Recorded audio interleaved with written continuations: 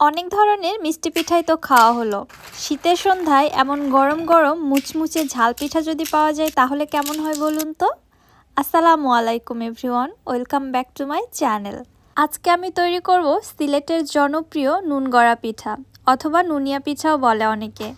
যারা মিষ্টি পিঠা খেতে পছন্দ করেন না তারা চাইলে এইভাবে ঝাল পিঠাটা তৈরি করে খেতে পারেন। পিঠাটা খেতে কী যে মজা, আপনারা না বানিয়ে খেলে আফসোস করবেন। পিঠাগুলি কত বেশি ক্রিস্পি এবং মুচমুচে আশা করছি আপনাদের বুঝতে আর বাকি নেই। চলুন তাহলে রেসিপি দেখে আসি। বিসমিল্লাহ।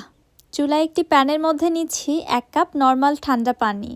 দিয়ে দিচ্ছি এর মধ্যে 2টি পেঁয়াজ কুচি, 3 থেকে 4টি দিয়ে দিচ্ছি কাঁচামরিচ কুচি। আপনারা ঝালটা কেমন খেতে পছন্দ করেন আপনারা আপনাদের ইচ্ছে মতো ঝালের পরিমাপটা কমিয়ে বাড়িয়ে দিতে পারবেন। নেড়ে চেড়ে কিছুক্ষণ অপেক্ষা করছি পানিটা হালকা গরম হয়ে পেঁয়াজ এবং মরিচটা কিছুটা সফট হয়ে আসা পর্যন্ত।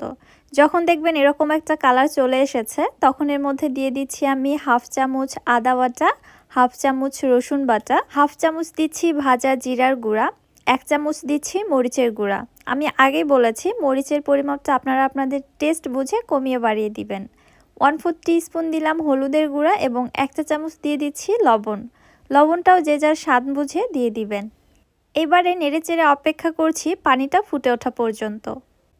পানিটা যখন ফুটতে শুরু করেছে জাল করে পানিটা আবার টেনে ফেলানো যাবে না, ঠিক ওই মুহূর্তে দিয়ে দিচ্ছি আমি এর মধ্যে 1 কাপ চালের গুঁড়া।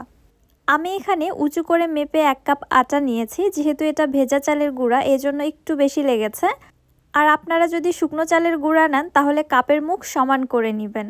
1 কাপ পানির জন্য 1 কাপ আটাই কিন্তু এনাফ। চালের গুঁড়াটা দিয়ে দেওয়ার পরে নেড়ে চেড়ে আমি এখানে একটি সেমি হার্ড ডো তৈরি করে নিচ্ছি। ডোটা খুব বেশি শক্তও হবে না আবার কিন্তু নরমও হবে না, তাহলে পিঠাগুলো ভালো হবে না।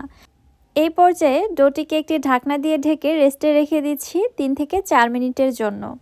তাহলে দেখবেন ডোটা খুব ভালোভাবে ফুটে গিয়েছে, ডোর মধ্যে আর কোনো কাঁচা ভাব থাকবে না।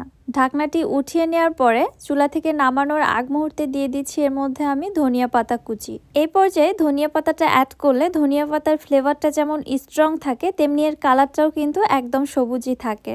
এইবারে ডোটিকে চুলা থেকে নামিয়ে একটি ট্রের মধ্যে রেখে দিচ্ছি কিছুক্ষণ এর অতিরিক্ত গরম ভাবটা বের হয়ে যাওয়ার জন্য। যখন হাতে টাচ করা যাবে ঠিক ওই পর্যায়ে ডোটিকে খুব ভালোভাবে মুথে নিতে হবে। ডোটা যদি বেশি ঠান্ডা হয়ে যায় তখন কিন্তু ডোটাকে মুথে সফট করা যায় না, ডোর মধ্যে অনেক ক্র্যাক থেকে যায়। সো ডোটাকে মুথে খুব ভালোভাবে সফট করে নিতে হবে। দেখতে পাচ্ছেন আমার এই ডোটা কত বেশি সফট হয়েছে। এখান থেকে আমি কিছুটা লেচি কেটে নিলাম, এই লেচি থেকে এবারে রুটি বেলে নিব। সামান্য একটু আটা দিয়ে আমি রুটিটা বেলে নিচ্ছি। এই রুটিটা বেলে খুব বেশি পাতলা করতে হবে না, পরোটার পুরুত্ব যেমন হয় ঠিক ওই পুরুত্বে এই রুটিটাকে বেলে নিতে হবে। আবার বেশি মোটা করে বেলে নিলে পিঠাগুলো কিন্তু ফুলতেও যাবে না, আবার আমার পিঠাগুলো যেমন ক্রিস্পি হয়েছে অমন ক্রিস্পিও হবে না, ভেজে নিতেও অনেক বেশি সময় লাগবে। পুরুত্বটা কেমন হবে সেটা আমি একটু পরেই আপনাদের দেখিয়ে দিচ্ছি। তার আগে দেখুন এখানে আমি একটি কেকের মোল্ড দিয়ে পিঠাগুলোকে কেটে নিচ্ছি যেন সাইড থেকে খুব সুন্দর একটা ডিজাইন ক্রিয়েট হয়। আমার কাছে ডিজাইনটা খুব ভালো লাগে এজন্য আমি এভাবে কেটে নিচ্ছি। আপনারা আপনাদের ইচ্ছে মতো যে কোনো শেপে এই পিঠাগুলো কেটে নিতে পারেন, তাতে কোনো প্রবলেম নেই বা টেস্টেরও কোনো হেরফের হবে না। অতিরিক্ত সাইড থেকে যে অংশগুলো বের হলো এগুলো কিন্তু ফেলে দিব না, এগুলো দিয়ে আবারও পুনরায় রুটি বেলে পিঠা তৈরি করে নেওয়া যাবে। একটি রুটি থেকে এখানে বেশ কয়েকটি পিঠা তৈরি হয়েছে দেখতে পাচ্ছেন। ঠিক একইভাবে আমি পুরো ডো থেকে এতগুলো পিঠা তৈরি করে নিয়েছি। আমি একটু দেখাচ্ছি পুরুত্বটা ঠিক কেমন হবে। এই তো দেখুন, আশা করছি বুঝতে পেরেছেন। এবারে তাহলে চলে যাচ্ছি চুলাতে পিঠাগুলো ভেজে নেওয়ার জন্য। এই পিঠাগুলো ভাজতে তেলটা খুব ভালোভাবে হাই হিটে গরম করে নিতে হবে, তারপরে পিঠা ছেড়ে দিতে হবে, তাহলে পিঠাগুলো ফুলবে। তেল যদি প্রপার ওয়েতে গরম না হয় তাহলে কিন্তু এই পিঠাগুলো ফুলবে না। যখন দেখবেন তেল গরম হয়ে তেলের মধ্যে বুদবুদ ক্রিয়েট হচ্ছে তখন বুঝতে হবে তেলটা খুব ভালোভাবে গরম হয়েছে। ঠিক ওই মুহূর্তে পিঠাগুলোকে ছেড়ে দিতে হবে এবং পিঠা ছেড়ে দেওয়ার পর যখন পিঠাগুলো ফুলে আসবে ঠিক ওই মুহূর্তে চুলার হিটটাকে লো টু মিডিয়ামের মাঝামাঝি রাখতে হবে। ওই হিটে পিঠাগুলোকে ক্রিস্পি করে ভেজে নিতে হবে, তাহলে দ্রুত কালারও চলে আসবে না, পিঠাগুলো ধীরে ধীরে ভাজাও হবে সেই সাথে ক্রিস্পিও হবে।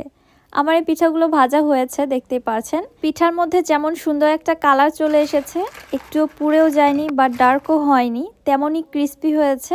আওয়াজটা শুনে তো বুঝেই গেছেন। প্রত্যেকটি পিঠা কত সুন্দর ফুলেছে, জাস্ট দেখুন, দেখেই কিন্তু খেতে ইচ্ছে করছে। আপনারা যদি একবার এই পিঠাটি বানিয়ে খান, ট্রাস্ট মি, লোভ সামলানোই মুশকিল, আপনারা প্রায় এই পিঠাটা বানাতে চাইবেন। আমার কাছে তো খুবই ভালো লাগে, কারণ আমি মিষ্টি পিঠা খেতে খুব একটা বেশি লাইক করি না। ঝাল পিঠাটাই আমার জন্য বেস্ট। আমার মতো যারা মিষ্টি পিঠা খেতে পছন্দ করেন না, ঝাল কিছু খেতে চাচ্ছেন, তাদের জন্য তো এটা একাই 100। অন্য কিছু খাওয়ার কথা তো আপনাকে ভাবতেই হবে না। রেসিপিটি আপনাদের কাছে কেমন লাগলো অবশ্যই আমাকে কমেন্ট করে জানাবেন।